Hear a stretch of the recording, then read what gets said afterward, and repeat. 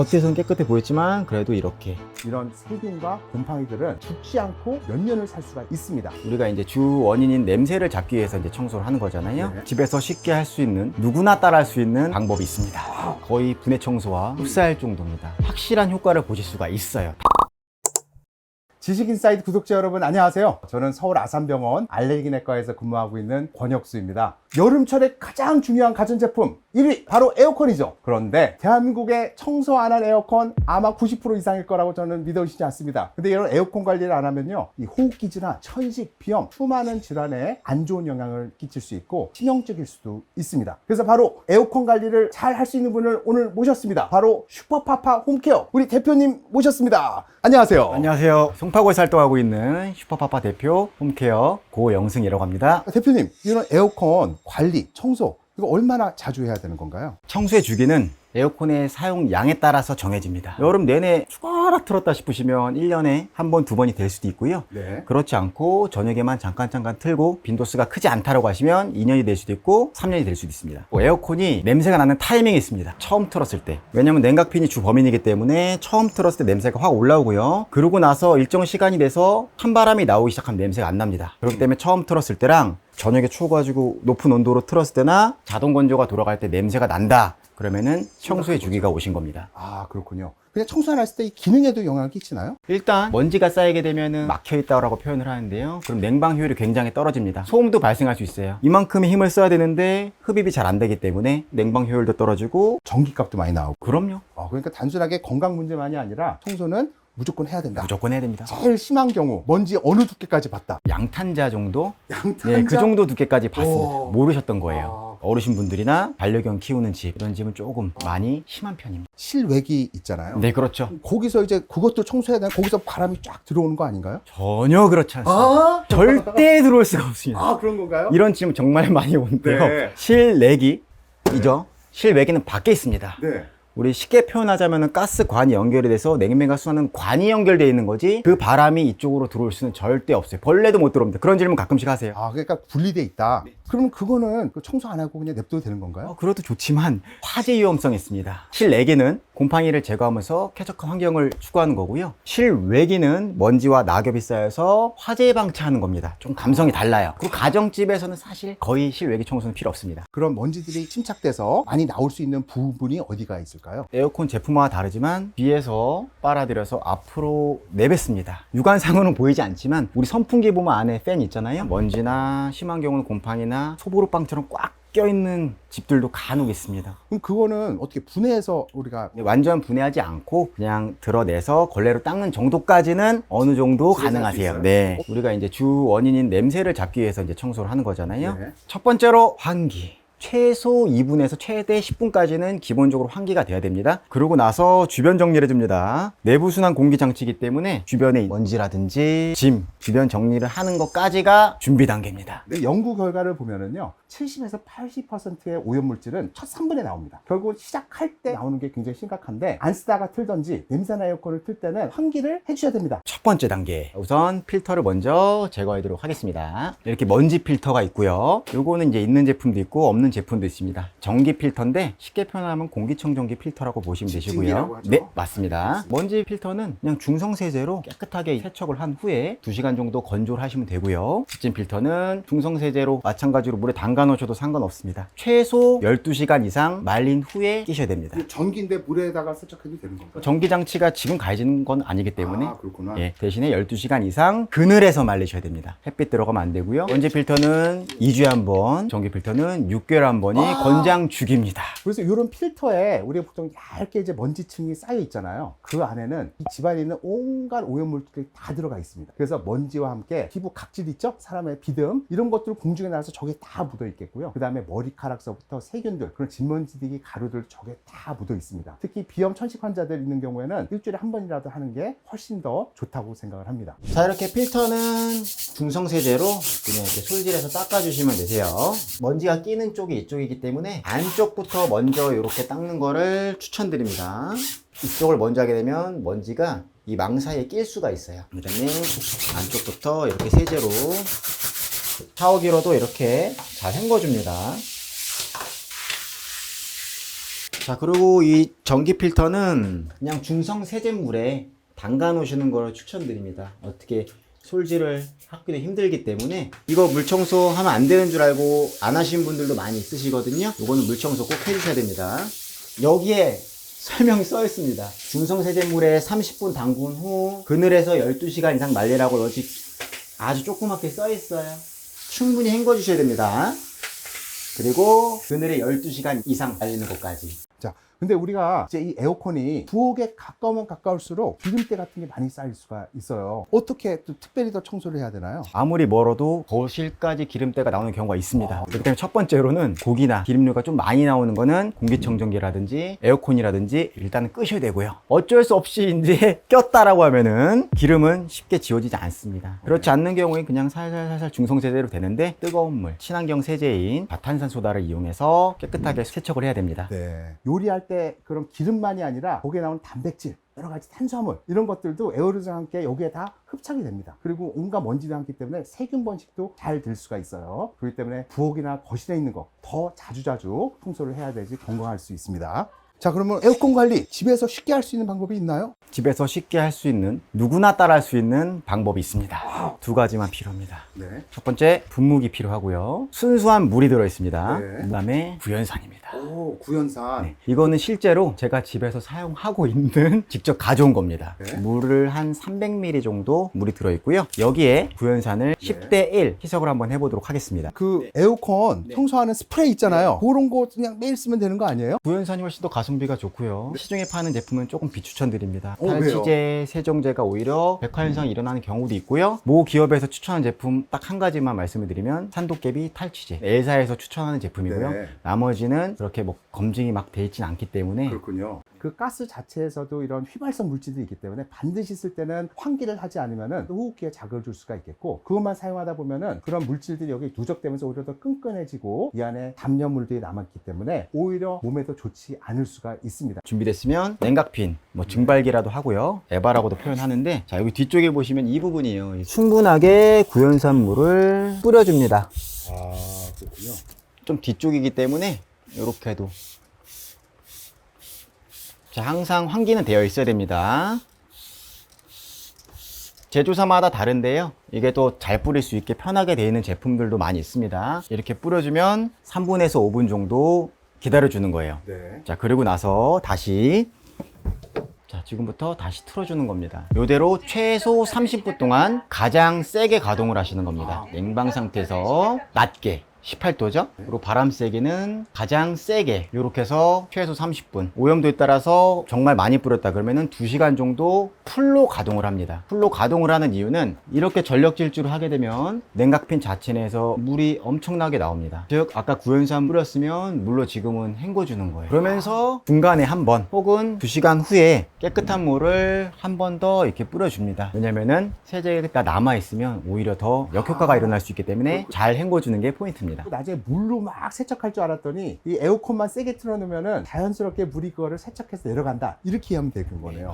2시간 풀 가동할 때요, 중요한 건 아무리 친환경 세제도 세제는 세제입니다. 네. 그렇기 때문에 항상 공기가 순환할 수 있게 꼭 창문을 여셔야 됩니다. 그리고 마지막으로 2시간이 다 가동됐으면 마지막에 송풍으로 건조를 꼭 해줘야 됩니다. 자, 송풍 모드가 없는 제품들도 있는데 그냥 냉방 상태에서 그냥 온도를, 자, 이렇게 온도를 30도로 끝까지 올리면 실외기 가동이 꺼지고 송풍 모드가 될 거예요. 잘 헹구고 잘 말려야 된다는 겁니다. 그 냉각핀 자체가 어떻게 보면은 이 세균이 번식할 수 있는 근원지가 될 수 있어요. 왜냐면은 필터는 닦으면 돼요. 근데 그 냉각핀 자체 쇠 위에는 바이오필름, 이 생물막이라고 하는 건데 이 균들이 자라나면서 미끌미끌하게 만들고, 만지면은 오래된 것들만 미끌미끌하죠. 네네, 맞아요. 그럼 이게 문제가 되는 게 뭐냐면은 세균들과 곰팡이 주변에 다당류 같은 끈적한 물질을, 점액을 만들어내기 때문에 소독약이 들어오든 세균들이 뭐가 있더라도 잘 살아남습니다. 그렇기 때문에 이거를 잘 제거하는 게 굉장히 중요한데, 구연산 같은 경우는 세균 자체를 직접 죽이지는 못해요. 자주자주 했을 때 이런 세균들이나 곰팡이들이 증식하는 거를 좀 억제해 줄 수 있는 거기 때문에 집에서 자주 할 때 도움이 될 수 있겠고, 단 반드시 이렇게 18도로 해놓고 충분하게 돌려서 그 안에 구연산들이 쫙쫙 씻겨 내려가서 깨끗하게 없애는 이 청소 방법이 냉각핀 청소에 굉장히 중요하다고 볼 수 있겠습니다. 그 대표님, 이렇게 요즘 바람이 세게 나오는 것도 있지만 무풍 에어컨도 있잖아요. 네네. 무풍과 이런 것들이 뭐 오염이 되거나 차이가 좀 나나요? 직접적으로 크게 차이 나진 않지만 무풍 모드를 하게 되면 바람이 나오는 걸 억제를 해요. 그릴로 나오게끔 이렇게 닫으면서 억제를 하기 때문에 어느 정도 조금 불리합니다. 곰팡이가 조금 더 낄 수 있는 환경을 제공해 주는 거예요. 무풍 같은 경우는. 자, 그러면 좀 더 직접적으로 좀 안을 닦을 수 있는 방법이 있으면 좋을 것 같아요. 안전 분해하면 좋지만 네. 그래도 내가 이제 드라이버를 사용할 수 있다라고 하면 어느 정도까지는 분해를 해서 닦을 수 있는 방법이 있습니다. 자, 커버를 제거하고요. 그냥 자석이기 때문에 쏙 떨어집니다. 피스를 4개 풀러 보겠습니다. 매번 하기에는 어렵지만 이런 정도는 1년에 한 번 정도는 권장을 드립니다. 자, 여기도 자, 이렇게 나사를 4개 풀러 주시고요.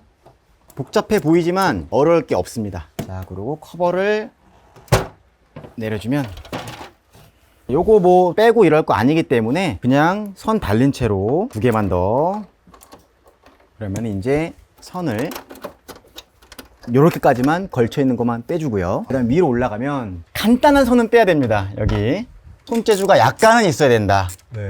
네. 쉽게 말하면 커버만 분리한다 이런 느낌으로. 자, 오, 위에가 들려졌어요. 들렸습니다. 야, 요거는 좀 어렵다. 네, 몇 개 안 돼요. 네. 있는 것만. 네, 몇 개 안 된다고 하지만 되죠. 벌써 딱 전기 나오면은 이게 코드는 무조건 빼고 해야겠네요. 이 모델은 조금 어려운 편인데. 벽걸이형 쓰는 경우는 훨씬 더 쉽겠네요. 네, 그럼요.